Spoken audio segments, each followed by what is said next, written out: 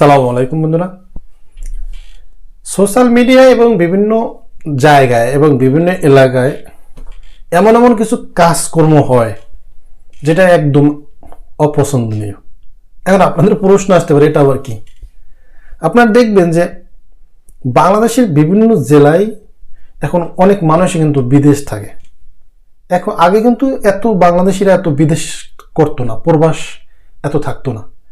ইদানিং কিন্তু এই 2-5-10 বছর কিন্তু অনেক বাঙালিরাই কিন্তু দেশের বাইরে গিয়ে তারা কর্মসংস্থান করছে এবং তাদের নিজেদের উন্নতি করছে। এবং এই উন্নতি করার সাথে সাথে কিন্তু সবাই চায় আমাদের দেশে গরিব, দুঃখী, অসহায়, ল্যাংড়া, লুলা তাদেরকে সাহায্য সহযোগিতা করতে। এবং এছাড়া কিন্তু প্রতিনিয়ত বাংলাদেশে কিন্তু প্রতি বছর 6 মাস পর পর কিন্তু বাংলাদেশে আপনারা দেখবেন যে ঝড় আসে, পানিতে এই সমস্যা হয়, ভূমিকম্প হয়, অনেক ধরনের সমস্যা, অনেক মানুষের অনেক এলাকার বাড়িঘরের কর্মসংস্থান সব বাতিল হয়ে যায়, ঘর বাড়ি সব পানিতে ভাসিয়ে নিয়ে যায়। এদেরকে আমরা অনেক সময় সাহায্যের হাত বাড়িয়ে দেই, ঠিক কিনা? এখন আপনারা একটু চিন্তা করেন যে দেখবেন অনেক মানুষ, সে কেন ভালো একটা দেশে আছে, তার মাসে অনেক টাকা আয়, সে কি করে, সে একজনকে ফিট করে, সে তাকে টাকা দেয়, সেই টাকা আবার সে আবার তাদেরকে দেয়, ওখান থেকে আবার ওই টাকা সে চুরি করে, আবার যে দেয় সে তো ভাবে আমি দিলাম আমার নাম ফুটবো। এখন কিছু মানুষ দান করে নিজের নাম ফোটানোর জন্য, আবার দেখবেন কিছু কিছু মানুষ এসে দান করে গোপনে। ধরুন আপনি চিন্তা করতেছেন যে আপনি গরিব মানুষদেরকে সাহায্য করবেন, আপনার ওই সামর্থ্য আছে, বা আপনি ব্যবসা করেন, বা আপনি চাকরি করেন, বা আপনার বছরে 1 কোটি টাকা ইনকাম আছে। 1 কোটি টাকা ইনকাম থাকলে এটা আল্লাহ রাস্তায় আপনাকে কত টাকা দিতে হবে এটা আমরা কিন্তু সবাই বুঝি, ঠিক কিনা? 10 লাখ দেন, বা 5 লাখ দেন, বা 15 লাখ দেন, বা 20 লাখ দেন। তবে একটা কথা আমি আপনাদেরকে বলি, আপনার যে পরিমাণ আপনার আয় হবে, ওই আয় থেকে ইসলামিক দৃষ্টিতে যে টাকাটা মানুষকে দেওয়া দরকার ওই টাকাটা আমরা দেই না। মানে সামথিং কিছু দেই, আবার রাইখা দেই, এবং কিছু দেই সেটা আবার মানুষকে আমরা ফোটানোর জন্য, মানুষকে দেখানোর জন্য। এটা কিন্তু আমাদের সবার ভিতরে এই বিষয়টা অনেকের মধ্যে কাজ করে, আবার অনেকের ভিতরে করে না। 100-এর ভিতরে দেখবেন 5 জনের ভিতরে করে না, 95 জনই করে। যেমন এই যে সাদগা, এই যে আপনার জাকাত, এটা যদি আপনি দেন তাহলে কিন্তু আপনি ওই যে অর্থ আপনার আছে ওর কিন্তু দ্বিগুণ আল্লাহ তাআলা আপনার বাড়াই দেবে। কিন্তু এই বিশ্বাসটা আমাদের নাই, কিন্তু আমরা কিছু দেই না।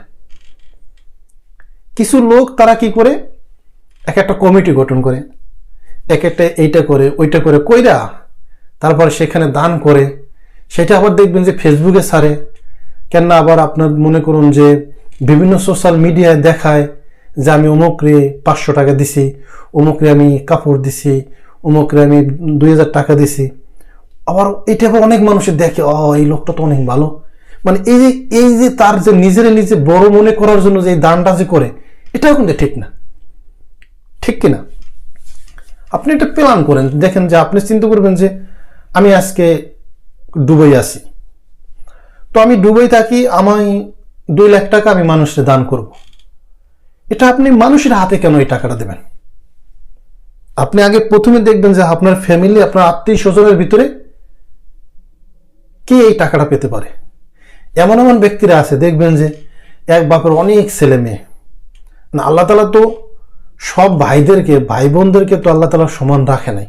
কেন একজন হঠাৎ করে বা 2 জন অনেক বড় লোক হয়ে গেছে, ঢাকা শহর ব্যবসা বাণিজ্য দিয়ে বা সেটা লাইন পেয়ে গেছে, এখন দেখবেন যে সে কিন্তু ওই তার ভাই, দেখবেন আরেক ভাই, সে কিন্তু চাকরি করে, ছোট একটা চাকরি করে, কেন মাসে 20,000 টাকা তোর বেতন না, তা দিয়ে চলতেই কষ্ট। অথচ ভাইরে কিন্তু ভালো একটা কিছু না করে দিয়া দেখবেন যে অন্য মানুষ 1,000 টাকা দান করে, কেন না 2,000 টাকা দান করে, কারণ ওইটা পপুলারিটি পায়, ওইটা অনেক পপুলারিটি। মানুষ বোঝে যে অমুকে তো দান করছে। অথচ আপনার দেখবেন তাদের ফ্যামিলি, তাদের ভাই, তাদের বোন, সবার তাদের ভাগনা ভাগ্নি, তাদের আত্মীয় স্বজন, এগুলি আপনারা খোঁজ করে দেখেন, তাদের ভিতরে কিন্তু অনেক অভাবই আছে। তাদেরকে কিন্তু করতে চায় না করে বাইরে করে, যাতে তার কি নিজে মানে একজন সাহেনশা হইল, আমি দান করছি, আমি এই 1 লাখ টাকা দান করছি, এটা মানুষ প্রচার করলো, তার পাশ আটলো, তার প্রশংসা করলো, ওইটা অনেকের কাছে ভালো লাগে। এটা এটা আমি মনে করি এটা তো আপনি যদি শিক্ষিত হন বা আপনি যদি একটু বোঝেন তাহলে কিন্তু আপনি নিজেই এটা বুঝে যান যে আসলে এটা আবার এটা কেমন। আপনি যে টাকাটা দান করবেন আপনি প্ল্যান করে করবেন যে আপনি 1 লাখ টাকা দান করবেন, আপনি দেশে যাবেন, আপনি নিজে করবেন নিজে। এখানে আবার ওই অন্য লোকদেরকে আবার পালিদার করবেন কেন? ওরা আবার টাকা চুরি করে। আপনি দিয়েছেন 10,000, ওখান থেকে 2,000 কিন্তু ও চুরি করছে, ও কিন্তু 8,000 বিলাইছে কিন্তু মানুষের মধ্যে। কথাটা বুঝতে পারছেন? আপনি 1 লাখ টাকা দান করবেন, আপনি 10টা ফ্যামিলি আপনি সিলেক্ট করবেন। আপনি সন্ধ্যার পরে আপনার পাশের বাড়ি আপনি একটা বাড়িতে যাবেন, দেখবেন যে কোন ঘরে, মানে আপনি যদি পাশের বাড়ির উঠোনে গিয়ে আপনি দাঁড়ান তাহলে আপনি বুঝতে পারবেন কোন ঘরের মানুষ অভাব তাদের লেগে আছে। অথবা আপনি আশেপাশে জিজ্ঞাসা করবেন যে কোন বাড়ির মানুষ বেশি খাইতে কষ্ট হয় বা অসুস্থ কারা আছে।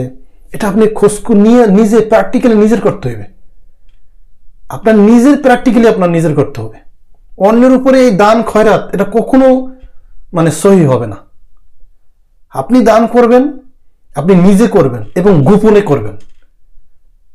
এই যে গোপনে করবেন, এটা তো আপনি দান তো করতেছেন আল্লাহর রাস্তায়, আল্লাহকে খুশি করানোর জন্য, আল্লাহর হুকুমে। আল্লাহ যদি কইতো যে মানুষ কোটি কোটি টাকার সম্পদ হইবে, আপনার কোনো দান করা লাগবে না, দান করা ফরজ না, দান করার কোনো দরকার নেই, তাহলে আপনি দান করতেন না।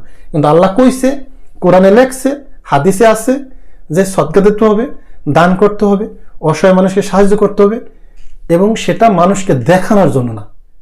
আপনি আজকে গোপনে একজন লোককে আপনি এমন একটা কর্মসংস্থান করে দেবেন যে ওই বিষয়টা ও সারা জীবন আর ওর যেন আর কোনো জায়গায় দান খয়রাত না করা লাগে। অনেক মানুষ আছে আপনার দেখবেন, আপনার এলাকায় নাই, পাশের এলাকায় আছে।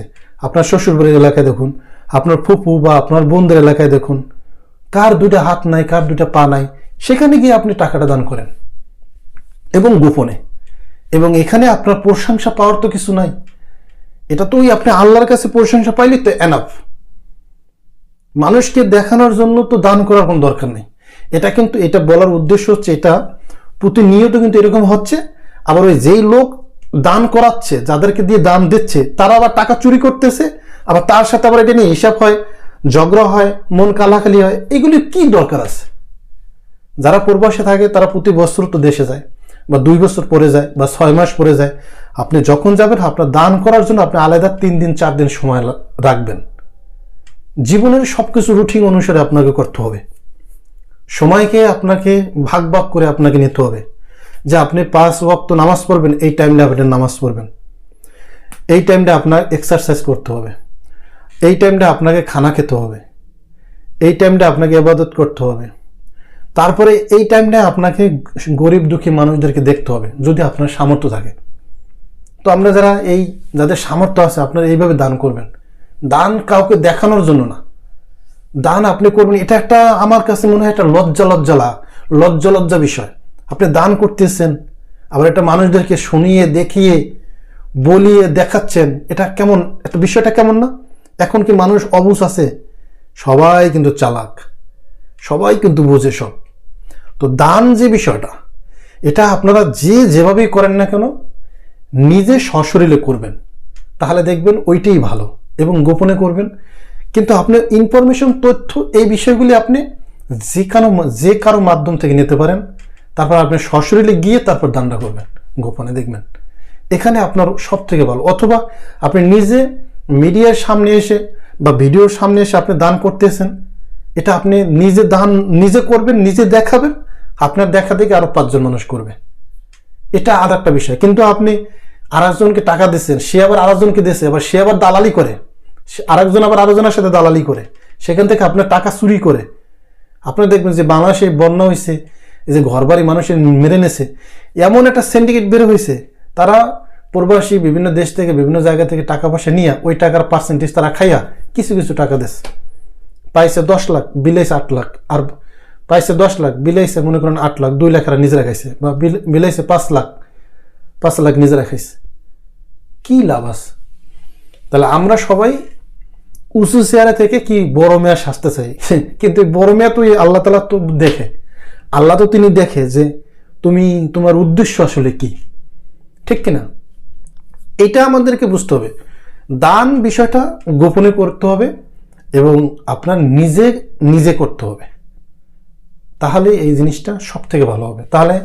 তাহলে আপনি কারোর সাথে কারোর জন্য কারো উপর আপনার মন্তব্য সৃষ্টি হবে না যে এ টাকা মনে হয় চুরি করছে, এ ঠিকমতো দিছে কিনা বা নাই, এইটা না ওইটা, ঠিক কিনা?